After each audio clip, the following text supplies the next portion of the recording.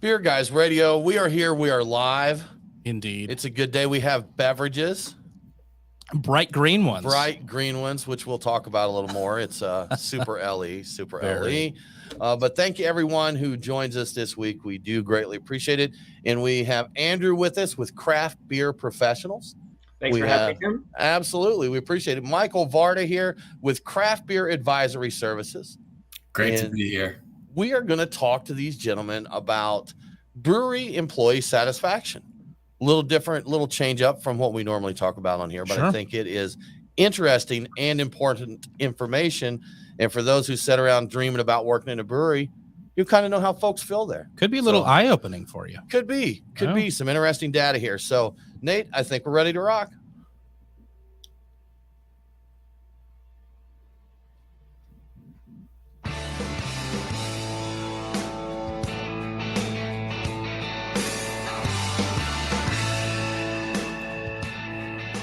Open up a tab, grab a seat, and pour a pint.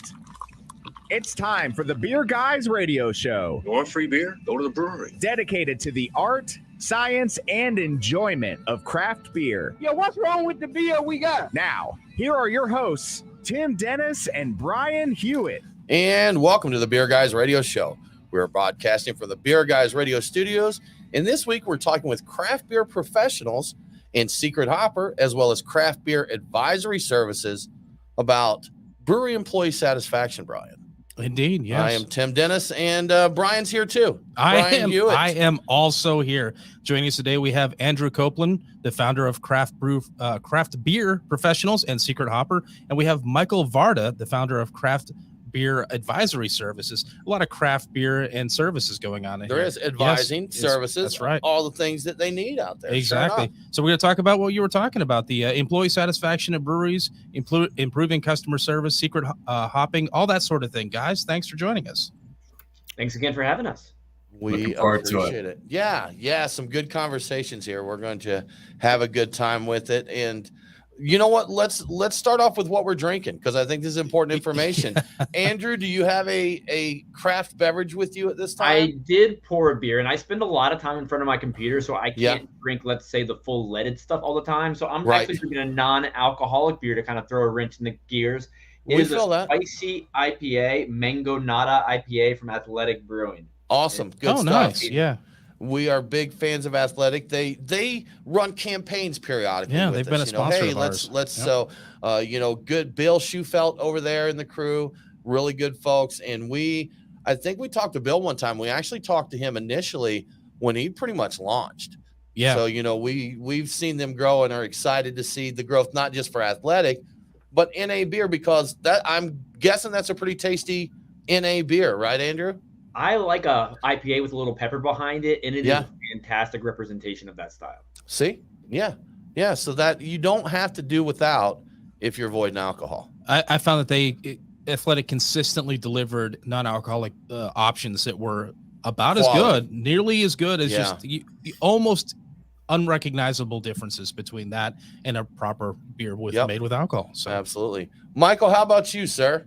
Yeah, so I'm going to tell you about a beer that I had last night. Okay. It was a brewery release only from Trogs, and that's where I had my first true love and introduction into the craft beer world. Trogs out of Pennsylvania there.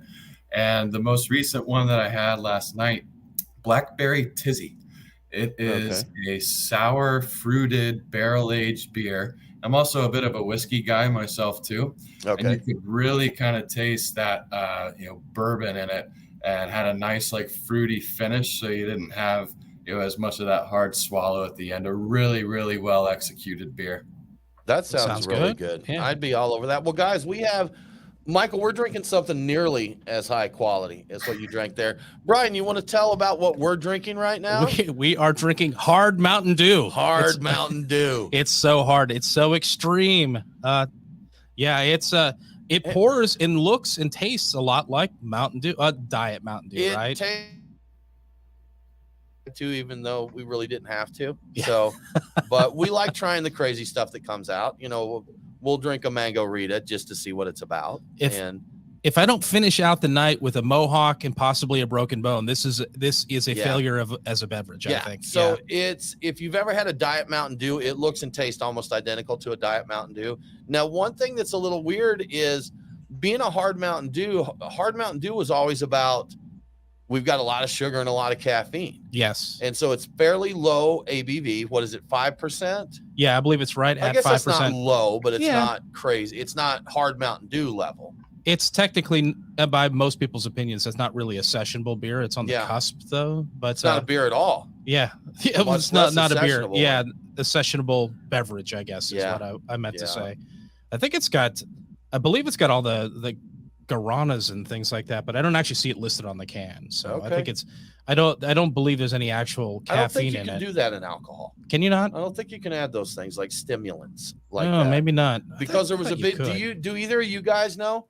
I think there was that Four Loko deal a few years ago, and then up in caffeine, and people got upset and they took it away. Maybe brought it back, took it away. I don't know if it's back or not yet. Yeah, and I think one of the big sticking points was with coffee, because they're like, well, we're not adding this for the caffeine, we're adding this for the coffee flavor, and obviously we can add coffee. So I don't know if that was a special thing, but I don't think you can Four Loko your beer anymore. That sounds about right. And I remember even once upon a time they made coffee beers illegal, and then it got brought back. I know there was a famous something moon themed beer that had coffee in it, and they got put out of business, only to find out some years later that everybody's putting coffee in their barrel aged beers. Thanks, guys. Breakfast stouts across the board. So So that's what we're doing. You know what? It tastes like a Mountain Dew. I mean, if you're in the mood for a craft beverage, this is not it. Yeah. If you like Mountain Dew and you want it without sugar or caffeine and with the addition of alcohol, this is for you. Yeah. It could be a little bit of a nostalgia play. Having had it now, I don't think I see the need for me to ever have it again. Never again. Though maybe if it was in one of those smoothie machines, one of the icy machines, they blend it up. Yeah. Okay. Maybe I'd do that. All right. There, guys, there's some suggestions if you want it, get you one and put it in an icy machine. There you go. So. But Andrew, Michael, we're going to dive into the brewery employee report here soon. But Andrew, another business you have is Secret Hopper. And am I correct that Secret Hopper precedes Craft Beer Professionals? By about 2.5 months, if I had to guess. Okay, gotcha. But I think our listeners would probably be interested in this. Can you tell us about Secret Hopper? Yeah, so Secret Hopper is a mystery shopping company for breweries. We essentially pay people like all of you listening today to go to your brewery, have a flight, have a pint, sometimes food's involved, and provide feedback on your experience. We want to help that brewery create more profitable and memorable experiences, and you get to have fun while making a difference. That sounds pretty cool. Yeah, it does. Drink beer, make a difference, get paid, right? I mean, we're going to the breweries anyways. You might as well make a few bucks to go towards your tab while you're at it. That's kind of what I think, man. You're going to be there drinking a beer anyhow. I absolutely agree, Tim. Awesome. Absolutely agree. Yeah, well, if people want to learn more about Secret Hopper, where should they go to do that? Yeah, we can make it easy for you. Secrethopper.com. That's secret, SecretHopper. We're active all the way across the country. We'd maybe love the opportunity to buy a couple beers someday. Cool. There you go. Excellent. Check them out. Pretty cool stuff, man. Well, Tim, I think we should mention the beers of the week. Awesome. Brian, as you know, we've got a great list. We've already talked about one of them. Yes. One of these great quote unquote beers that we have. We want to thank our friends at the Nest for sponsoring this segment. Adam was supposed to be with us today and had to cancel. Adam from the Nest. We were going to talk about their July 3rd event, Brian, which, as you know, is the annual pig and gator roast. I look forward to that. Yes. Whole smoked gator. Have either of you guys ever enjoyed that? Can't say I have. See, you got to come see us. We'll take you to the gator roast, man. 3rd of July. It's an interesting sight to behold. It's worth it for the visuals alone. It is. But it's great to actually try it. You hear people talk about it, but how often do you really run across gator? Not that often at a restaurant. Not often. Here. Now I posted the picture to the internet one time of them smoking a gator, and some folks in Texas and Louisiana are like, that's Saturday. So here in Georgia, it's not as common. Sorry, we don't have them in our backyards. Sorry there. But yeah, so check them out, man. Lots of craft beer to go along with it. So mark your calendars for July 3rd. Enjoy. I think that's a Sunday. Yeah. So you can go out and party there. But the rest of the beers that we're going to do, hard seltzer, we have a collaboration Ferris Falcon and Parrish Ghost Hawk, which is a DDH IPA. From Wild Barrel, we have their Weiss Watermelon Apricot, which is a Berliner Weiss sour beer. And from our friends here at Cherry Street in Georgia, representing the home court, we have Dark Side of the Strawberry Moon, which is a fruited Berliner Weiss. And I'm disappointed it is not a strawberry stout by the name, but I'm going to let it pass because it's probably still a tasty beer. But that's what we're going to get into there. It sounds good. Looking forward to it. I agree with that. It should be a stout. It should be. Yeah, the name even the can looks like it should have a nice dark beer in it, doesn't it? I agree. And my one thought is, well, you know what? With it being a sour, it probably has lactose in it anyway. I'm like, if it went stout, it probably would have lactose. So either way, it's going to have lactose. I don't think that just because it's a sour means you're going to have some lactose. I think that's your own fears. Yeah, you're letting your fears lead you, Brian. Don't live in fear. I've been traumatized by all the sours with the lactose in them. You have not. You drink them anyhow. I know, but I feel traumatic when I'm doing it. I feel anxious while I'm doing it, Tim. All right. Well, Brian, we're going to let your fears sit there and boil a little bit while we take a break. You're listening to the Beer Guys Radio Show, and we will be right back.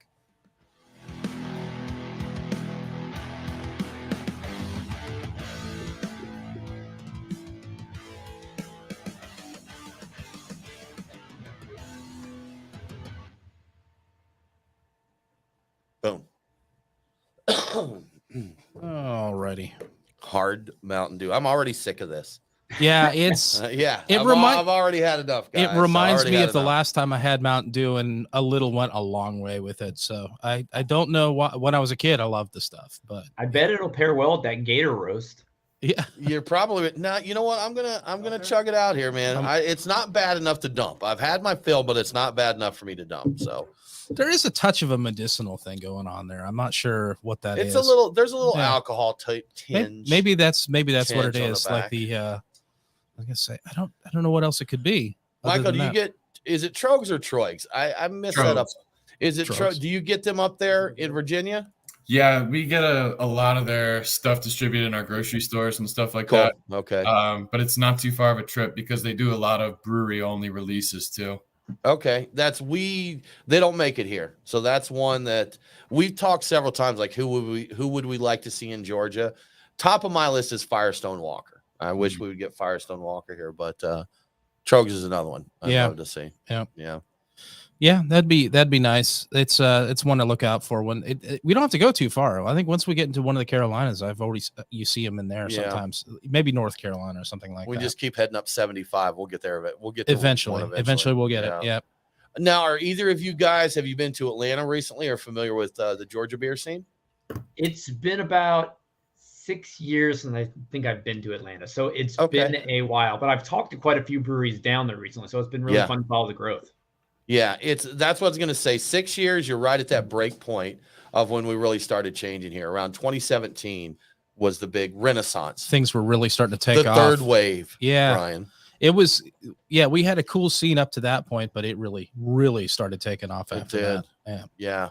We just heard Atlanta Brewing Company is closing, which is they're going to, and they just interesting info. Did you see the article I linked? I did. Yeah. I scanned it. It's yes. So they said that they're going to move closer into Atlanta, and it sounds like they're partnering with another brewery. They're going to do a shared space. So I'm curious to see what they do with this.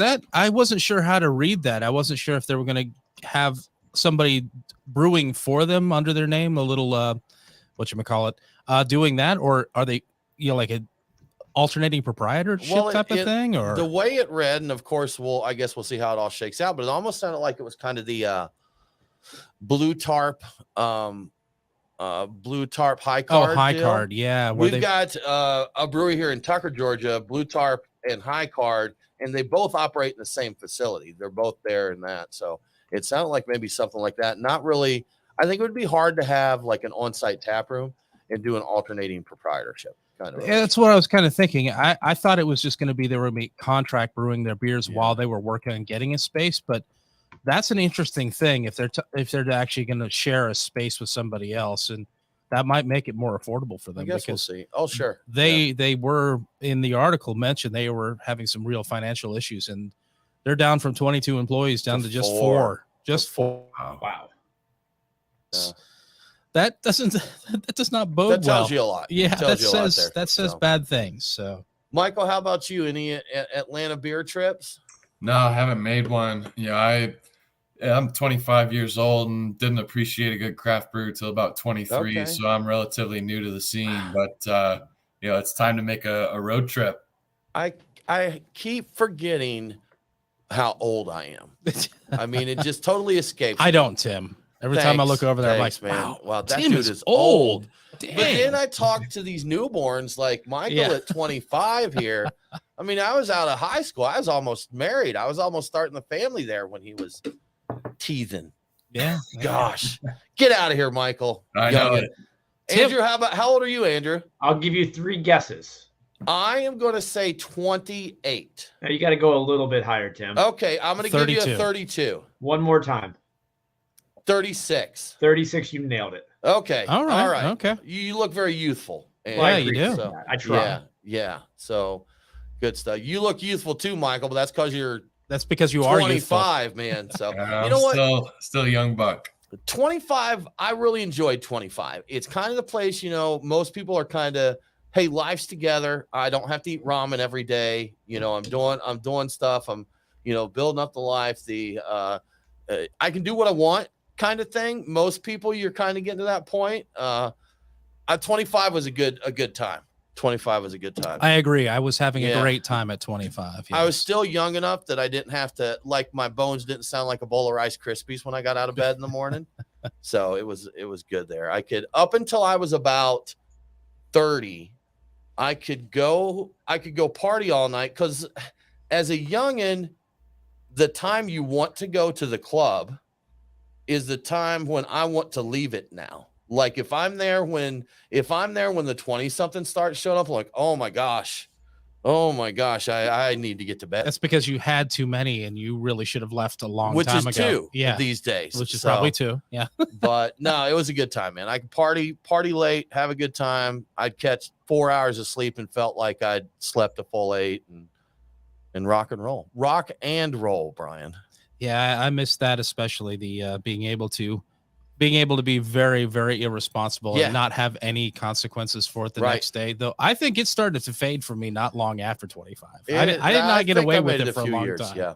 I think maybe I had it until 27. So. And Michael, you look like you're quite the party animal. Yeah. I have my time. It's a bit past now. I'm engaged. I have a puppy in the other room. It's calming down a little bit. Is it a party puppy? Yeah. I don't even know what that is. It's like it's a young Spuds McKenzie. That's an old reference too. That's an extremely old reference. Yeah. I'm not that old. I'm not as old as Tim, but I do remember Spuds McKenzie. That came up on social media recently. 96 or 97, just to put that into perspective. Is that right? Is it 96, 97? No, I'm talking about when Michael was born. Oh, okay. January 97. Oh, because Spuds was probably, what was it, late 80s? Early 90s? Probably early 90s. I think he was very early 90s. Yeah, Andrew, are you old enough to remember Spuds McKenzie? I do remember Spuds McKenzie. Okay. Yeah, that would have been... I have a vivid image of that character in advertisements. Yeah. Good stuff. Michael's like college days music. We're talking in the later 2000s there, 7 years ago. Oh, the 2010s and stuff. Okay. All right. Oh yeah. All right, Michael. We're not meaning to give you a hard time. We're just reminiscing here on. Oh, good man. On how old we are. I was just thinking amusingly, probably when you were born, Tim was actually tying one on and getting hammered in a parking lot, probably somewhere in probably the Midwest. I'm guessing. Nebraska, and probably eating a steak and just. I was in Arkansas. And you were in that Arkansas. time. All right, tying one on. So I was probably down on the banks of the Mississippi River with a bonfire going, drinking Bud Lights. Probably so. No, 97. I had moved on from Bud Lights then, but I was probably still down by the river with a pallet party. You finally could afford better than the Bud Light, right? Yeah, exactly. So cool. Right. Stephen Pete, how you doing, sir? Kettle Rock Brewing. Andrew said that it looks like you guys met there at CBC. Oh, we did, Steven. What's up? Yeah. Yeah, there we go. Good stuff. We have to have beers in person because that run-in the lobby was way too quick. You got to make a trip down here. So many people that you run into like that. Are you hearing something? Do I need to turn off the fan? Okay. Is it guys, do either, you know what? I think it's Andrew because Andrew just muted. Can you unmute Andrew? There's something that just sounds like almost like a record scratch or something. Do you is it it's a wind breeze? Or, do you have an oscillating fan or anything like that? I don't believe I do, and I apologize for it. Okay, you know what? I think we can get it out of there and post. It probably, people won't know it. But I thought it was us. We have a fan on the very, very low setting, so it's very quiet. But I was like, oh man, I think it's gone. It's gone now. Okay, it's gone. Check the chat there, Nate. Okay, you don't look to be. Yeah, you're not muted now. Can you talk, Andrew? Loud and clear. Am I making that with your fan noise again? No. It's whatever you did. That noise is gone. I did nothing. Okay, all right. I guess it just heard us talking about it. It's a software glitch. Yeah, it's gone. Whatever. Go away. It dropped out mid-segment. Did it? Okay. All right. At the very beginning, it dropped out. It's you know what? That must just be a software. What is it? Schrodinger's noise. If you become aware of it, you affect it, and so it goes away. Anytime you take your internet connection to the mechanic, and that's start right. talking about the problem. Once you look inside the router, it changes what the nature of the router itself. Curses. What's that? Absolutely, Stephen Pete. Cheers to Kettle Rock Brewing. Number one thing. It is, man. We always like seeing Stephen here. Sure enough, man. Sure enough. All right. Think we're about ready to jump back in. Yeah. Gentlemen, you ready to get back going here? Rock and roll. Good. Let's do it.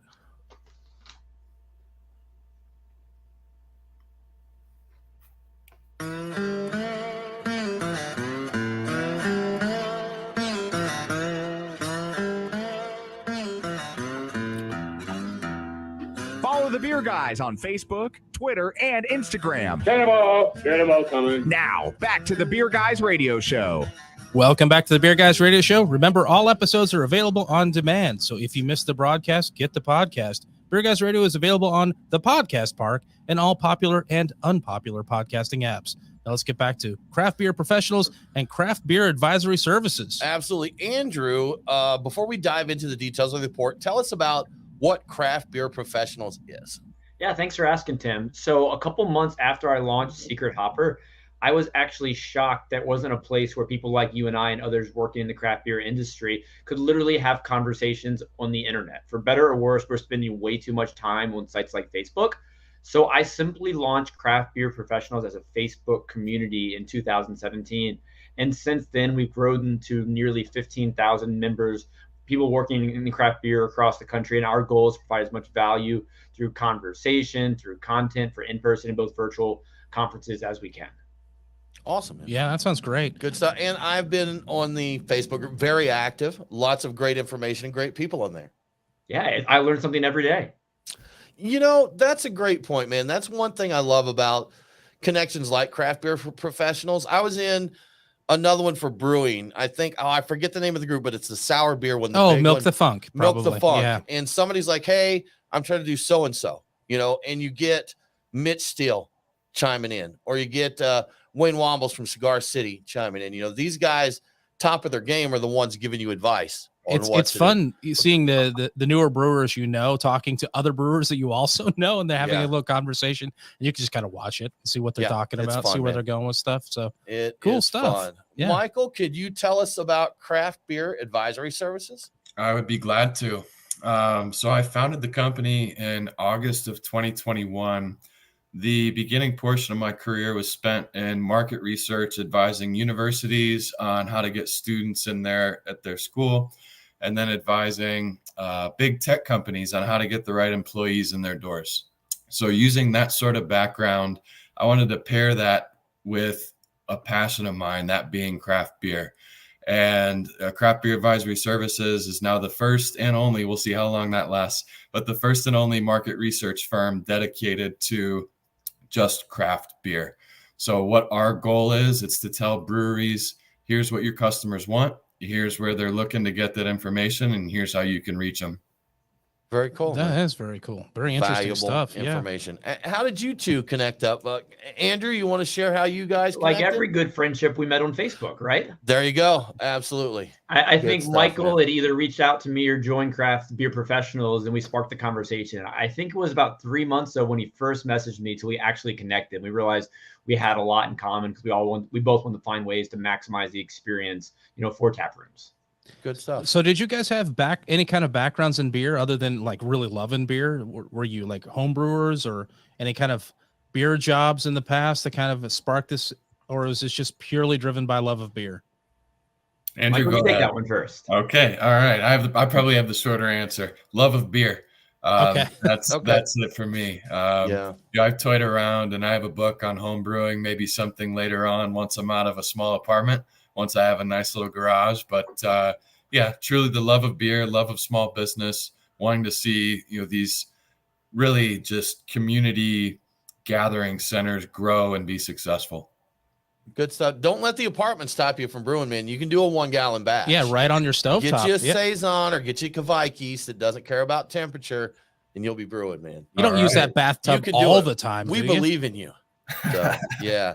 Well, guys, let's dive here into the meat and potatoes of what we're here for. We want to talk about the satisfaction of brewery employees across a variety of the positions and different size breweries and everything. Can one of you share with us kind of the methodology and what drove you to do this survey? Well, I'll start with that one, then Michael can definitely chime in to provide some value. So a lot of data exists in the craft beer space. There's data on industry compensation, there's data on benefits. But one thing that I always think about is the actual person, the person making the beer. And so often people, the consumers, especially everybody watching today, drinking beers, you look at craft beer as a really romantic industry. And let me tell you, it is awesome to be in this industry. I'm very lucky to be so. But it's a lot of work. The brewers, long hours, heavy lifting. There's a lot of expectations there. And when you have any job that takes a toll on you like that, it affects your mental well-being. So we wanted to do a study where we could really dive into the impact and true happiness and satisfaction level of people actually in the industry. Awesome. Michael, anything to add there? Yeah, I'll touch a little bit on the second half of your question regarding methodology. So Andrew and I began working on this really in the winter of 2021. That was idea formation, and then that bled into 2022 a little bit. We developed the survey across about 2 months, probably January, February, testing it, gathering feedback from industry professionals, making sure that we were going to touch on all the specific pain points and the points that people are proud of and happy about at the breweries too. The survey was then launched and fielded in spring of 2022, spent about 2 months in the field with the opportunity for craft beer professionals. And you didn't have to be a member of the group to take the survey either. Fielded it for about 2 months. And the total audience, it was a national audience. We had responses from 217 breweries, 43 states, a total of 280 responses. So then when after the fielding was over, Andrew and I had a work and pleasure meeting in Richmond, Virginia. It was about halfway for us. We drank some beers. The first time we actually met through this whole process. Okay, gotcha. Yeah. Drank some beers, crunched some numbers, and then we put the report out. So how did you distribute it? So you didn't have to be part of the Facebook group to get it. How do you get that in people's hands? How do you get those people to come to you and take that survey? It seems like that would be a challenge. It is a challenge. I think getting anyone to do any kind of survey is definitely a challenge. And, Craft Beer Professionals, while our hub is on Facebook, that's where the conversation is really happening. That's where most people are interacting. We also have an email list too. So we send it out to our email list, and a lot of breweries shared it with other breweries, and employees throughout the brewery, pass it along to other employees. Yeah. And that's, we just did at my day job, we just did our internal annual employee satisfaction survey. And I remember we talked, and it's like a 54% response rate. Yeah. And I can tell you that we received 1,327 emails reminding us to please do this. But even with that, it's a 54% response rate. People just don't like doing surveys, Michael, I think we should have sent a few more emails. Yeah. See, yeah, a few more reminders. That's all it needed. The more you send in a case like that, the more you send, the more chances you do have of them being successful. Because I know I've gotten low priority reminders for things, and it's usually that third or that fourth one. I'm like, oh yeah, now I've got a chance to do that. But you need that reminder, and sometimes it annoys people, but sometimes it's good. It is. Yeah, get that data. And the thing is I know with our company, they're taking that info in. They want to use it to make things better. Yeah. Same thing with the brewery industry. You get this kind of data, hey, these are our strong points. This is what's great. And we're missing the mark here. It's got to be, and like the brewery has to embrace that concept, because that's a difference in like ownership and leadership. I think some places don't care about that sort of thing, and some places are very sensitive to it. They are. Others are just indifferent. It depends. Yeah, it really does. Depends. Yeah, it tells you a lot about management. I think it's telling It that is. People who outright refuse to respond, stats on that would be just as interesting as the stats on the people who do respond. Perhaps. I don't know how you crunch something like that, though, or if you even can. Yeah. I think with that, sometimes people just get busy, even the people with the best intentions, So it's true. But the people who don't like to see that data they're like, oh, this is, that kind of blow it off, because you see that people will look at this, and if there's a weak point there, it hits home to people, Brian. Yeah. And they're like, oh no, okay, yeah, whatever. Now, it looked like Michael had something to say about the people who didn't respond, and possibly collecting some interesting metrics on that. Is there metrics on that? Well, there are people doing research about how to do research, and of course, understanding about who's going to take your survey, who's not going to take your survey, all kinds of biases and things that go into that, far beyond the scope of our work. But just to let you know, like there are answers out there if you're interested in research about research. And in going through our process, it's been really interesting, because once we put out the report, there were a lot of people who hadn't seen the survey when we were trying to pass it along, and they wish they had. So I think it builds awareness for the future iterations of this that we do. That absolutely true. I can say that from doing surveys we've done. Each time someone's like, oh, they see the results, I didn't know about that, but next time you will. So you're listening to the Beer Guys Radio Show. We're going to take a quick break, but we'll be right back to talk more brewery employee satisfaction.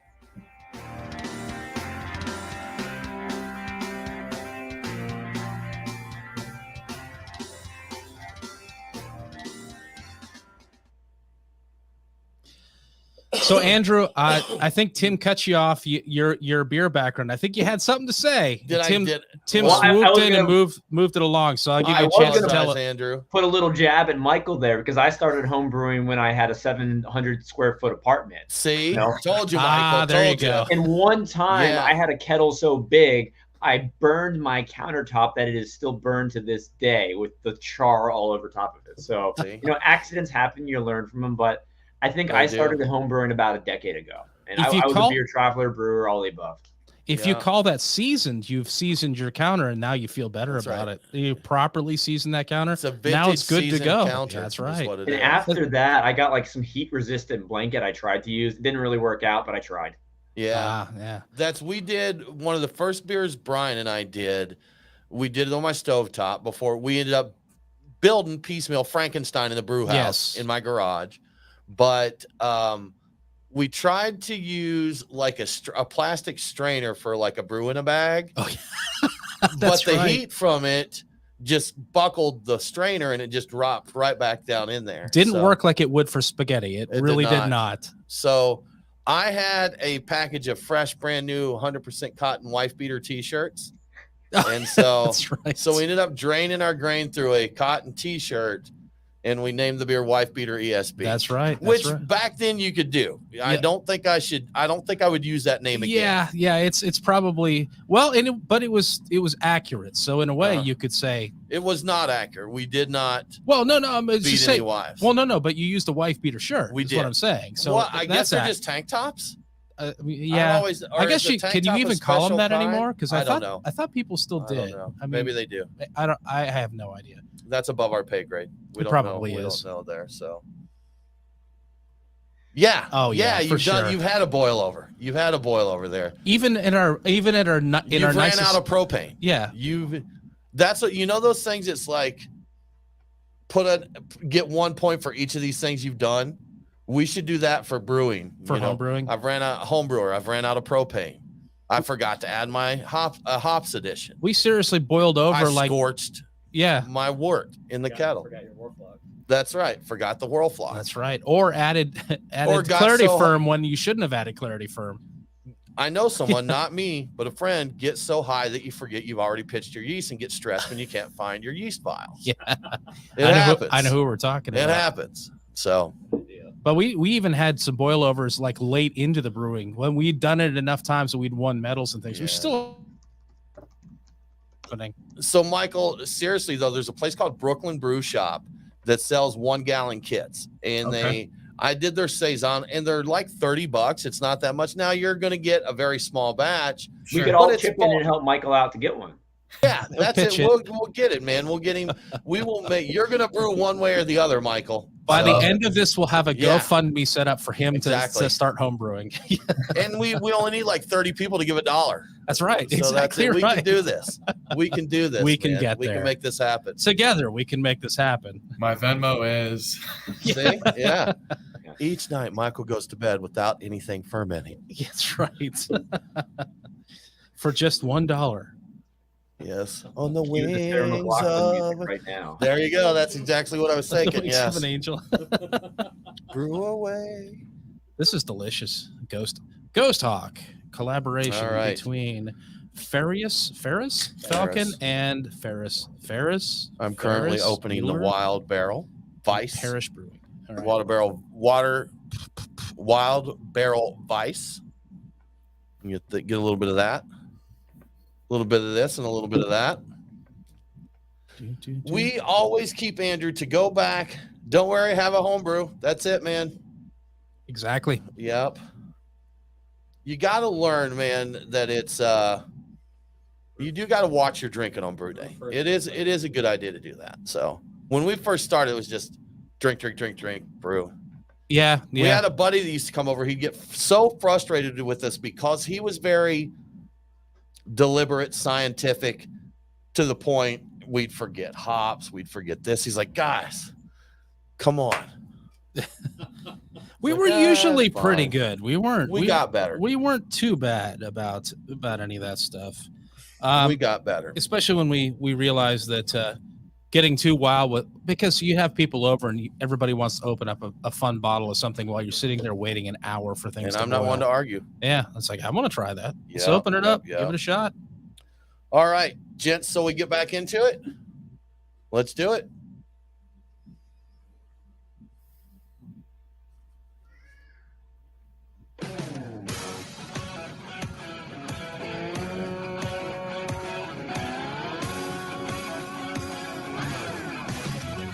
Follow the Beer Guys on Facebook, Twitter, and Instagram. Back off, man. I'm a scientist. Now, back to the Beer Guys Radio Show. Welcome back to the Beer Guys Radio Show. I want to give a quick shout out to one of our great radio affiliates, WERL 950 AM in Eagle River, Wisconsin. Catch Beer Guys Radio on WERL every Saturday at 8 a.m. Now let's get back to craft beer professionals and craft beer advisory services. Andrew, we're talking craft brewery employee satisfaction right now. We've kind of set up how this was done, why this was done. We'll dive into some of the individual pieces now, but was there any one thing that jumped out as a surprise to you in this survey? That's a really interesting question there, Tim, because we did this because we wanted to make sure the information was out there. And, we had heard and through the comment section in Crappy Professionals, there are definitely people frustrated with the past few years in the industry. I've talked to a lot of hospitality people, front of house, taproom managers. Imagine leading a taproom in the pandemic, all the changes that you have to make. It takes its toll on you. Then you still hear about all the challenges of working back a house. But to dive into one of the data points, we had asked everyone working, for the study, for the question, I am happy to work at my brewery. We asked them to rate it between, strongly agree or strongly disagree. And to run down the numbers really quick. And this is one thing, while it didn't surprise me, it became one of the talking points from the study to draw a lot of attention to what we can do better. 70% of owners strongly agree. And honestly, that surprises me a little bit that 70% of owners are strongly agree that they're happy to work at their brewery. Because if you're a business owner, you should be extremely passionate about your own business. I would love to see that number at 100. But the next stat that that's we saw a really good point. That's a really good point. I mean, you don't want to say, well, I kind of like the business that I run. Well, why are you running it if you don't love it? But that's a whole nother conversation. I have thoughts on that. We won't bog things down, but I got thoughts there. So I kind of like my radio show, but I don't know. Right? Yeah. I think the short of it is I think people get into it because they're passionate about beer and find out that running a business and running a brewery is a big difference from being passionate about beer. It's a lot of work. So that's my take on it. So correct. One person said, put that on the survey as a footnote there. Yeah, one person said. So you got the owners 70% agreeing. People in front of house roles, 65% strongly agree that they're happy to work at their brewery. You know, people in the business roles, legal, finance, things like that, they were 60% likely to agree with the statement that they strongly agree they're happy to work at their brewery. But this is a number that really stood out. Only 26% of people in brewing operations strongly agree with the statement, I am happy to work at my brewery. And we knew that people were frustrated. But when you see the difference between the owners and people back of house, it's a shocking statement, even if you expected it. Right. Absolutely. And like you said earlier, Andrew, you know, brewing operations, which can you tell us what all of that encompasses? Everybody doing the real work, you know, everybody, you know, brewing back a house, throwing the hops in, lifting the grains, you know, packaging to match in. Packaging, canning, quality control, all those kinds of things. Yeah. So these are the people sweating in the brewery. The people doing the physical labor are the ones that are least satisfied. That's interesting. So after that, like who the most satisfied are the owners or is it like the business folks or is it pretty much in that order? Yeah, it was the owners, the front of house, the business folks, and way down the people in back of house brewing. So working front of house, serving beer, like you get to work for a brewery. Yeah, this is great. I get to, you know, have my shift beers and pour beers and, you know, meet a lot of people. So that's kind of cool. You don't have to lug sacks of grain around, you know? You always hear the horror stories about the drunks and that, and you're going to have that. I worked retail when I was younger, and I see people really get worked over about retail and about the bad customers. They stand out more. They really do. You know, if you have 100 awesome customers, but one that's a horrible person, when you go home at the end of your shift, that's the person you're going to remember from it. Correct. So, you know, I tried, it doesn't always work, but you try to remember the 100 people before that were awesome, you know? So you're out there, you're having good craft conversations. You're having a good time in that. And while the brewer is lugging, look, Brian and I helped one time. We did, brew a big batch of beer. The first time, we've done it a couple times, but the first time we did it, we went in from home brewing to lugging 20, 50-pound sacks of grain. And like, I'm never doing this again. This is horrible. I still have a picture of me over a mill, and this is a brewery that's since upgraded that, but I am red-faced and just pouring sweat. Yeah. And I remember that. That was a lot of work. That was that was like one of our hikes, like an extreme thing I would only do on the weekend, and yet people are doing that sort of thing on a daily basis, possibly multiple times a day. Exactly. Yeah. Now, Andrew, I know you had completely satisfied. There were a couple different breakdowns of satisfaction. So overall, people who are satisfied, how is that looking there? You know, I don't have that number on me, but the data kind of modeled what we just spoke about. The people, the owners, front of house, business roles, it kind of went down as you got to the brewers. Okay. Overall, are people happy working in a brewery? Are they satisfied? They are. People are. I mean, people are choosing to work in this industry because, like all of us, we love beer. And I think at the same time, people are choosing to get out when they realize that the passion still isn't there. But people are satisfied by working the craft beer industry, and really hope this study just kind of shows that we still have room to go up and make the experience better for those working in craft beer, no matter their role. Yeah, so and that's a quick number here for you, Tim. Overall, only 7% disagreed or strongly disagreed across our whole sample that they do not want to, or that they are not happy at the brewery, to be precise. Okay, so they may not be absolutely thrilled, but they're like, I'm happy here. I'm happy here. So, were you able to determine if there was and I don't know if I know the answer. I suspect what the answer might be, kind of a correlation between the amount people were paid and their general level of happiness at working at the brewery? Was it, generally speaking, the more you were making out of the situation, the happier you were, or was there not a connection like that? Yeah, that's a fantastic question. And just speaking anecdotally without, looking at the numbers, yes, there is a correlation to that. The, brewing ops folks, those are, going to be paid less than the business folks. And one of the particular call outs that we had was salary by role type. And what we found was that, and we also pulled education level, which is what I'll actually talk about here the most, is that the brewing operations folks and the business roles at the brewery, they were more than likely to have the same level of education. And when you think about it, the brewing folks that are making the beer, they could have a degree in chemistry. They could, if they didn't have that background, they could go and get a certification from a college, a craft brewing program or something like that. And when you think about the investment that they're making in themselves to get the position that they need, they aren't going to be paid the same as somebody who's in a business role, according to our data here. So just something to think about too, especially with science and technology, all those STEM degrees, those are typically higher paying jobs after the fact. So when you're getting that degree, you're putting in that work, but you're not getting that salary. That could be where you start to see some of that area. So education and salary kind of coupling there as potential reasoning why. And that's, I looked into the data, and correct me if I'm incorrect here, but it looked like the majority, about 50%, I lost my point here. Let me look at my notes. Around half of brewers exactly, make 40 to 60K in their jobs. So right around that number. And I saw only 50% break that 60K mark. 15 or 50%? 15. 15. Okay.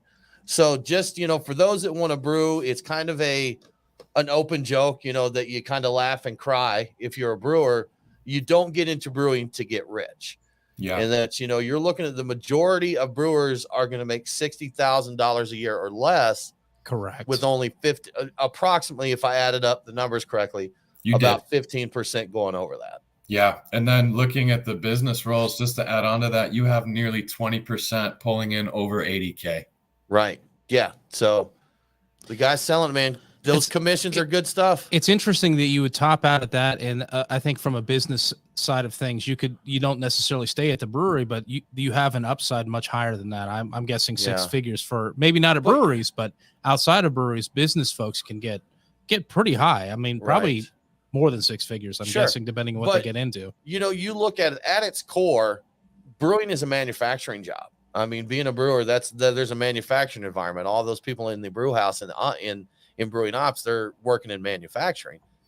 And in most industries, the people actually doing the manufacturing are not the ones, making the big money. That's true. But in a lot of manufacturing, I think you don't have the people actually creating the ingredients that are being manufactured or the finished product. So the brewers, the interesting thing about that versus like canned soup is they're actually coming up with the recipes and creating that thing. Whereas people canning the soup probably are just pushing buttons, Well, I mean, there's still someone that has to create and make that soup just like there is brewing. That's a fair point. Yeah. There's someone that comes up with that recipe at some point. Yeah, but I don't know if they work in, well, you know what? Who knows? I don't know. We're not Soup Guys Radio after all. Yeah, exactly. You're Seltzer Guys Radio. That's right. Hard Mountain Dew Radio right here for you. Yeah. We are the Beer Guys Radio Show. Sometimes drink Hard Mountain Dew. We need to take a break, and we will be right back.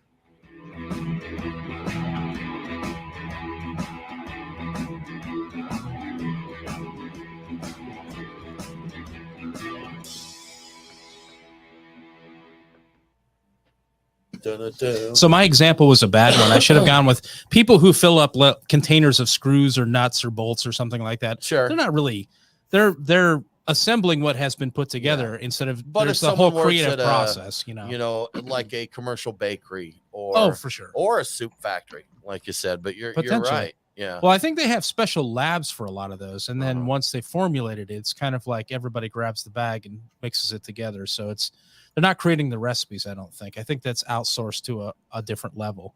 Like the guy's actually pulling the levers and pushing you know what? the It buttons. kind of depends on the size of your soup. That's a fair point, though. That's a fair point. How many barrels of soup are you making a year? You know, these are important questions that we need to know.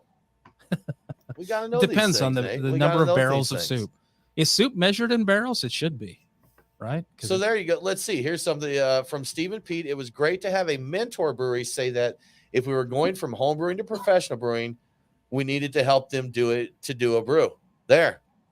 Did it, and it didn't scare them away. That's it. You got to try that out. I think if you're looking to go that route, you owe it to yourself to actually go through the effort. You got to know what you're getting into. At least a couple different places, because every one of them is different, and there's going to be some of them. If you go to New Realm, there's going to be a fair amount of button pushing and things going on. But if you go to smaller places, you're going to be lugging around sacks of grain, things like that.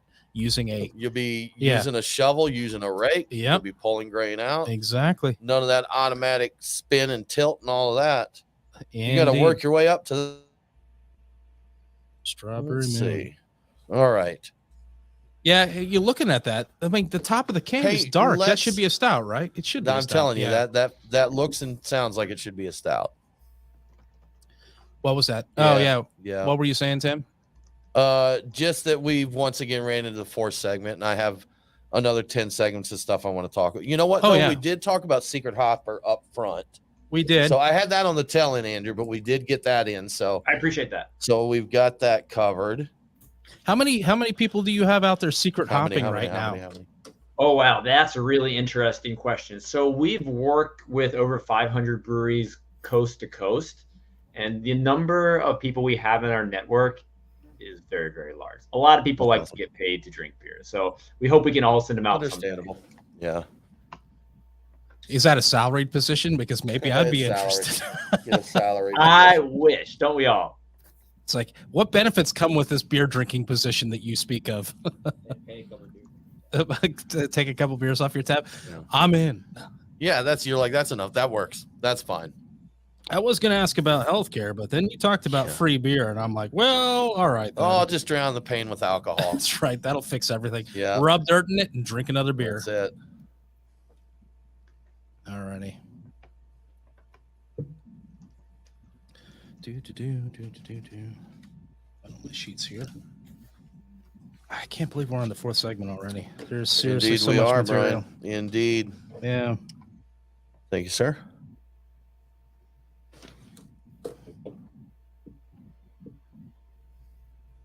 No, we're pretty good, aren't we? I think we covered a little more than I thought we did. Yeah.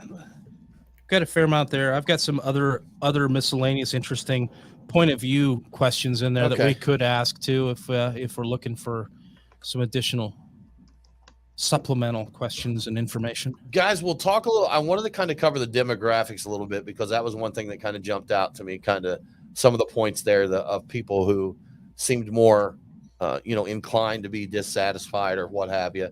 And then at the end of the show, we'll share how people can reach out to you to get the full report. So cool. Sounds good.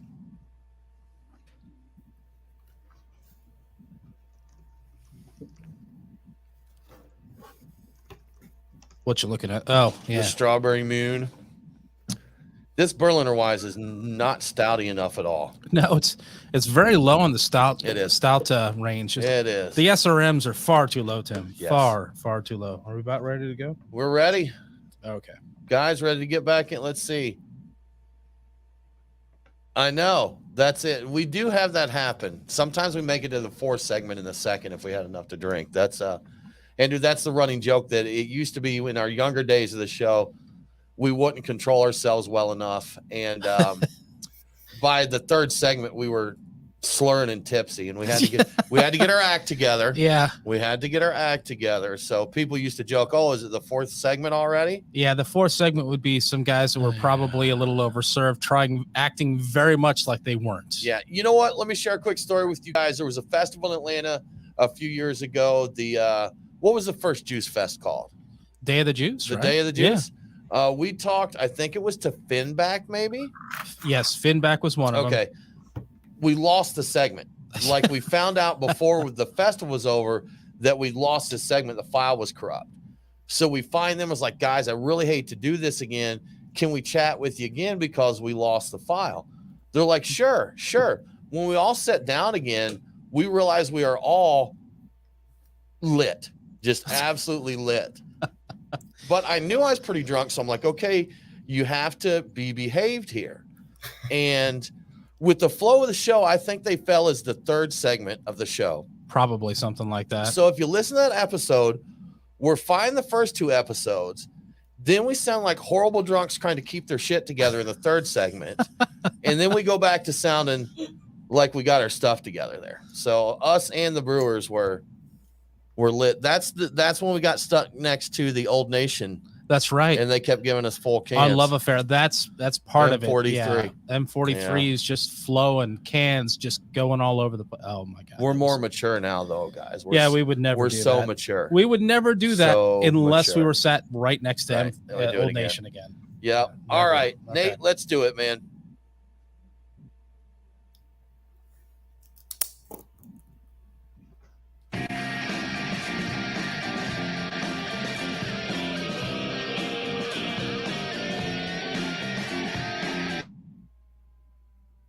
The Beer Guys on Facebook, Twitter, and Instagram. Roger. What's our vector, Victor? Now, back to the Beer Guys Radio Show. Welcome back to the Beer Guys Radio Show. If you enjoy the show, please consider supporting us on Patreon. Just go to patreon.com/beerguys. Patrons get cool perks like Beer Guys swag and commercial-free episodes. Now let's get back to craft beer professionals and craft beer advisory services. Somehow I got all of that out, Tim. Congratulations, Yes. Brian. Success. I do feel successful here. Michael with Craft Beer Advisory Services. Andrew Coplon, Craft Beer Professionals. We're talking brewery employee satisfaction. Michael, question for you. We saw as part of your survey, you just asked people various questions about how comfortable do you feel at your job? Do you feel like you can be yourself? Overall, it looked like people are doing pretty good. You know, that most people are pretty comfortable and can be themselves. There were some that did not feel that way. And I noticed there was a certain group that was a lot more likely not to feel comfortable and be themselves, and that's the LGBT community. Yes. So is there anything you have to extrapolate on that or anything else to add there? No, I think it's worth diving in a little bit deeper, just tossing in some numbers, but then pulling it all back together when we look at an overall retention point. So you're absolutely right. The questions that we asked in that sense of belonging section. First, I feel safe around owners, managers, and coworkers. And members of the LGBT community were more than twice as likely as other populations to disagree with that statement. So there's definitely something there. I want to, just for data integrity, like it is a small percentage overall, but it cannot be overlooked that particular segment is more than twice as likely as heterosexual men and women to feel safe around owners and things like that. Right. We saw similar numbers with that, twice as likely to disagree with those statements on I can be myself at the brewery. And then it was actually even more than twice as much with I can approach my manager about an issue without fear of retaliation or unfair treatment. So really, hammering home, there definitely is something there. Like the numbers lie, and working on creating a stronger sense of belonging, a place where everybody can feel valued, and no matter who they are, what they bring, what background they have, extremely critical. And then, frankly, to touch on one of the questions you asked Andrew, and I think it was in our second segment about surprises.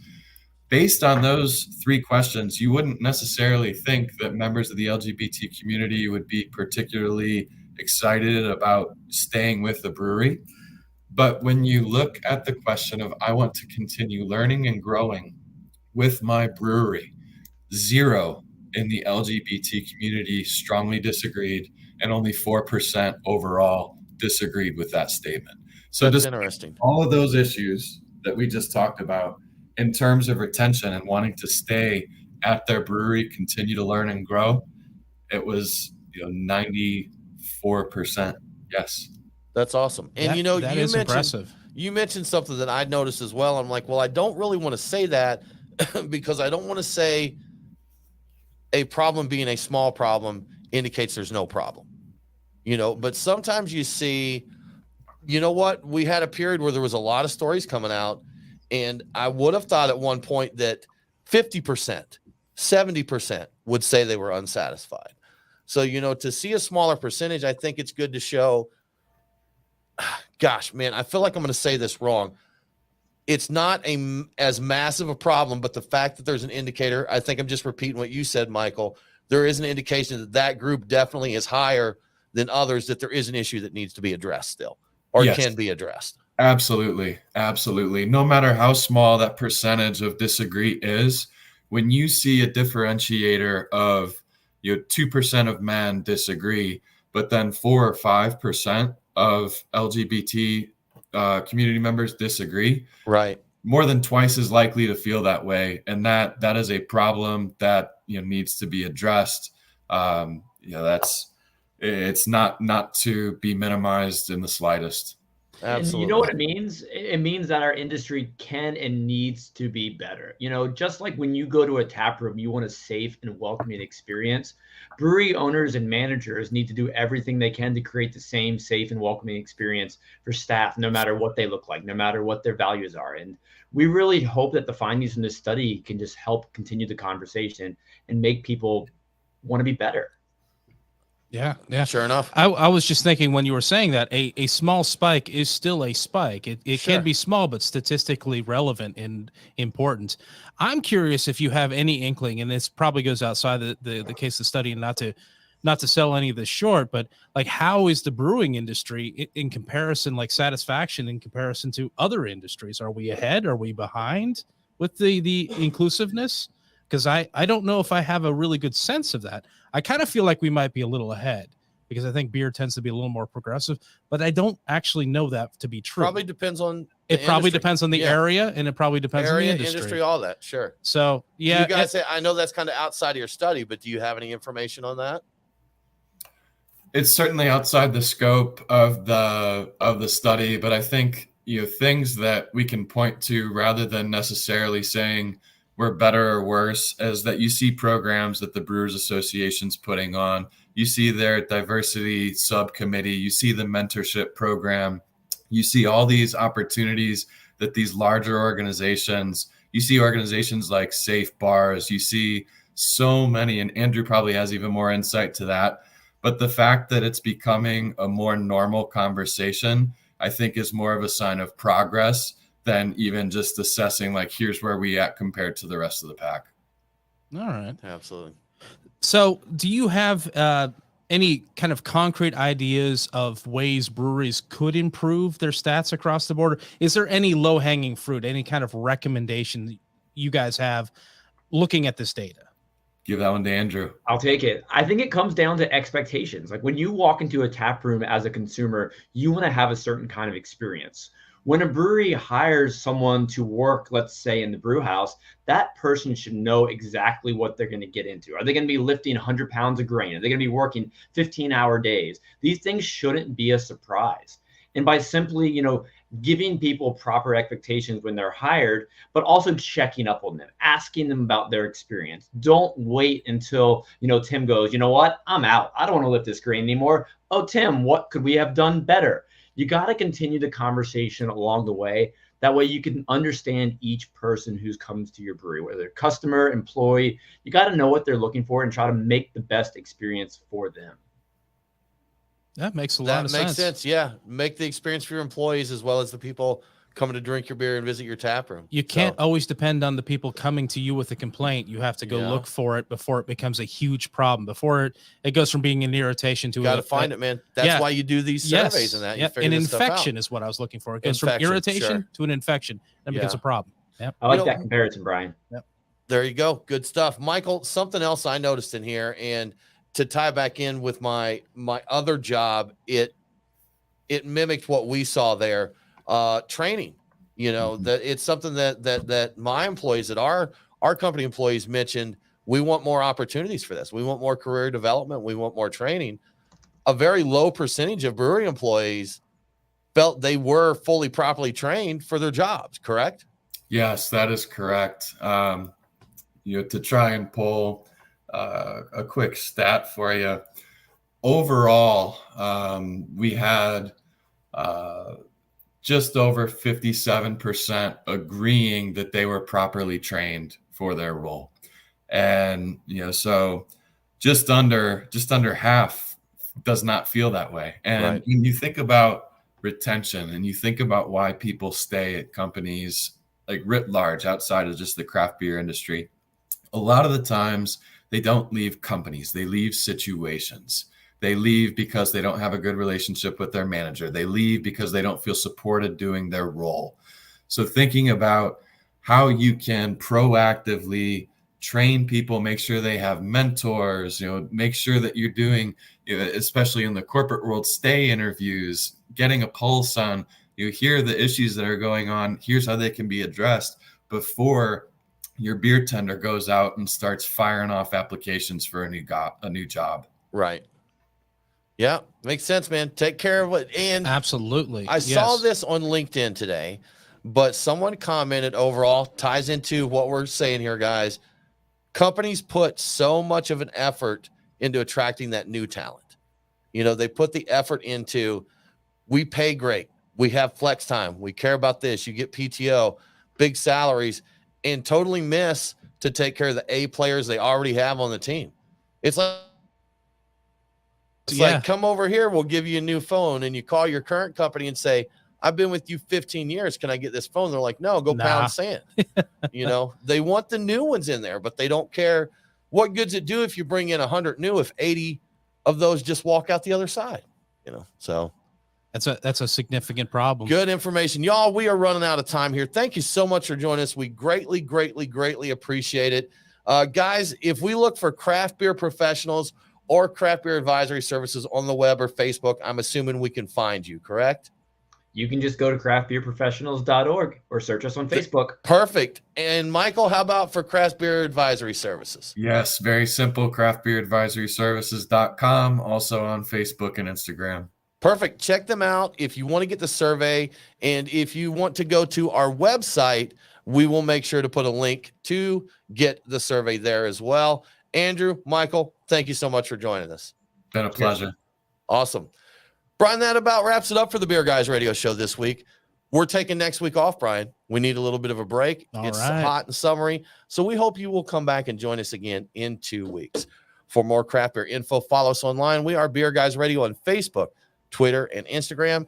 Thanks for tuning in. Have a great week. And don't forget to drink local. Cheers.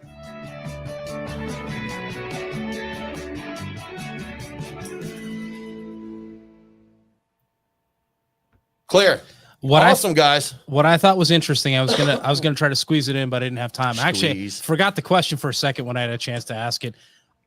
If I read correctly, the people that work at the breweries have a better opinion in general of their managers than they do of the owners, which was a little unexpected to me. That doesn't surprise me. I thought it might be the other way around, or might be the other way around in other industries. Owners can be a pain. Well, managers, the person you directly report to can sometimes come off as a jerk, even though they're executing what the owner is telling them to execute. I would argue it comes down to interaction. I think you're probably interacting a little bit more with the manager, so the ability to have a positive, relationship is a little bit greater than someone who may be more absent.